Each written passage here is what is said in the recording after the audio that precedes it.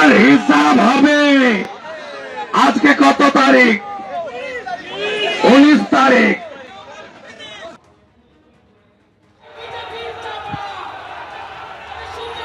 আগামী 7 ডিজি রাজীব কুমার আর এসপি বারুইপুর আপনাদেরও নিয়ে যাব।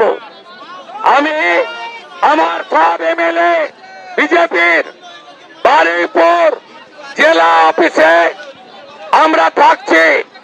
প্রত্যেকটা কর্মী শান্তিপূর্ণভাবে বারুইপুর জেলা অফিস পর্যন্ত যাবেন। এসপি অফিসের সামনে যে সভা, যে বক্তব্য, দু জায়গায় আমার বক্তব্য ছিল, এখানে মাঠে আর এসপি অফিসের সামনে ওই বক্তব্যটা তোলা থাকলো। 27 তারিখে আমি ওখানে দেব। আসবেন সবাই, আরো বেশি সংখ্যায় আসবেন। এ লড়াই বাঁচার লড়াই, এ লড়াই জিততে হবে। জয় জয় শ্রীরাম, জয় জয় শ্রীরাম, জয় জয় শ্রীরাম, জয় জয় শ্রীরাম। তোলাবাজ বিমান ব্যানার্জির বিরুদ্ধে, তোলাবাজ বিমান ব্যানার্জির বিরুদ্ধে, তোলাবাজ তৃণমূলের বিরুদ্ধে, আজকে জিহাদি হামলার বিরুদ্ধে, পুলিশি রাজের বিরুদ্ধে 27 তারিখ বারুইপুর এসপি অফিস অভিযানে দলে দলে যোগ দিন। হিসাব হবে বন্ধুরা। আমি হটুগঞ্জে দেখেছি আপনাদের অনেক রক্ত ঝরেছে, অনেক রক্ত ঝরেছে। আমি আমার উপরে আক্রমণ করুক, মরতে একবার হবে, বাংলার জন্য মরতে রাজি আছি।